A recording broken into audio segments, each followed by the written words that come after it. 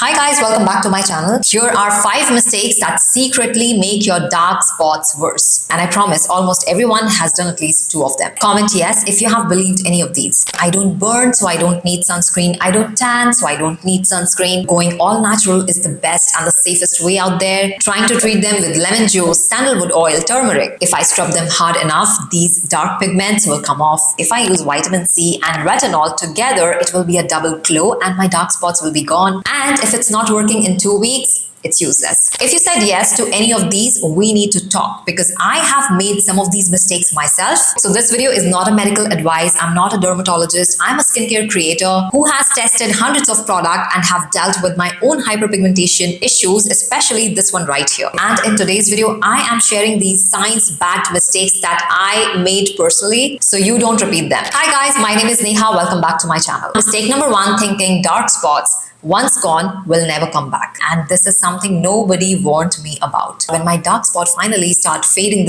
earlier this year, I thought it's gone. But no, that's not the case. If I spend a long day in the sun, if I'm sleep deprived, if I'm stressed, boom, it shows up again. Not as dark as the first time, but definitely more visible. And guess what? Studies show exactly this effect. UV exposure increases melanocyte activity even after it has faded. Melasma especially is recurrent. A study shows that ultraviolet UV radiation causes immediate pigment darkening from photooxidation of existing melanin. And delayed tanning, that long-term sun exposure leads to uneven pigment distribution, sunspots, and other pigmented lesions. So dark spots aren't a one-and-done situation. They're more like a sensitive switch that turns on back every time your skin is stressed. And that is why consistency matters more than achieving perfection. Mistake number 2 I've made in the past, underestimating heat and not just sunlight. This mistake shocked me the most. Earlier this year, I was filming constantly. I was using steam, hot towels, at times because it felt very relaxing. And 2 months later, I noticed my dark spot getting darker. I thought I did something wrong in my skincare routine, but when I researched deeper, this is what I found. Heat, even without UV,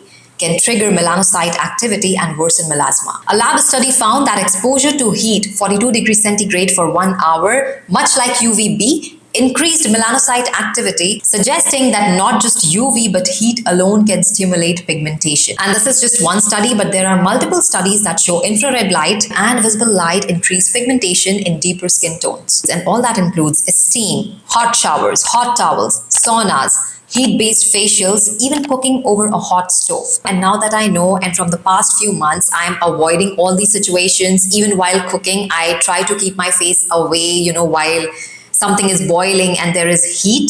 I do feel a difference in appearance of these hyperpigmentation patches. Mistake number 3, using harsh scrubs or peels on active pigmentation patches. And this one comes from my own trial and error. Whenever I used a physical scrub or strong AHA, BHA peel on or around my temple area, the spot immediately looked deeper and darker. And now I know why. Whenever I had gone aggressive with a physical scrub or a really strong AHA, BHA peel, this hyperpigmentation patch always looked deeper and darker. Anything that irritates the skin, overexfoliation, friction, burns, increases inflammation. And any inflammation triggers melanocytes, which again triggers deeper pigmentation. A study shows that any irritation, even rubbing, scratching, or harsh scrubs can trigger inflammation that pushes melanocytes to make more pigment, leading to post-inflammatory hyperpigmentation. In darker skin tones, this inflammation-driven pigmentation is stronger and more persistent, so gentle skincare is key. So you don't need harsh scrubs, you don't need strong at-home chemical peels. There is absolutely no need to get aggressive with your physical scrubbers, and no DIY lemon sugar scrub torture, especially on your face. Gentle exfoliation is great. I love lactic acid, PHAs,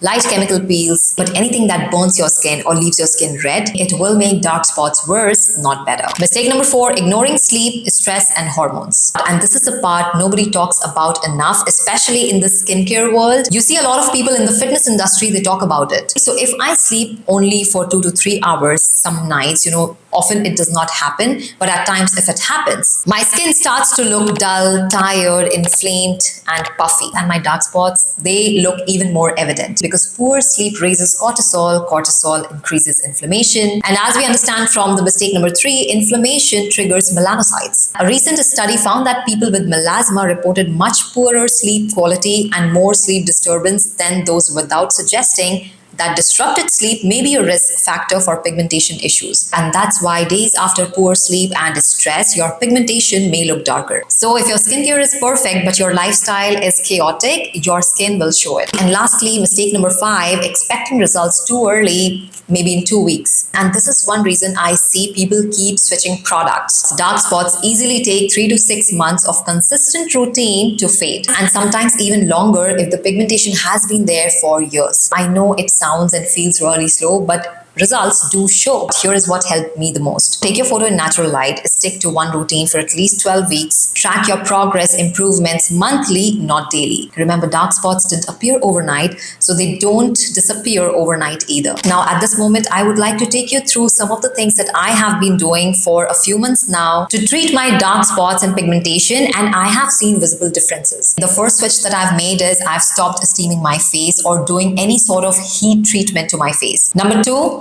I have switched to tinted sunscreens from non-tinted sunscreens. But the days I don't wear any makeup, I do make sure that I'm using a tinted physical sunscreen. Few other ingredients that I have introduced into my skincare routine are tranexamic acid, alpha-arbutin, kojic acid, vitamin C, retinoids, which are known to improve skin cell turnover and hence help reduce dark spots and pigmentation. And I've been really consistent with my skincare routine for the past, not just the past few months, but for many years. But since I have noticed these dark spots, hyperpigmentation patches, I have made some changes to my skincare routine and I have stuck to them for months. And still, I will say I haven't seen 100% improvement. It is still maybe subtle, but still noticeable. So if you found this video helpful, please do like and subscribe to my channel for more honest, experience-based skincare content, especially if you're in your 30s and 40s. I test everything I recommend, I share what actually works, and I keep things real. No magic claims, no fake promises. If you have any questions about your dark spots and pigmentation routine, do drop them down. I will come back to them. And that's all for today's video. I'll see you all in my next video. Until then, stay tuned, stay beautiful.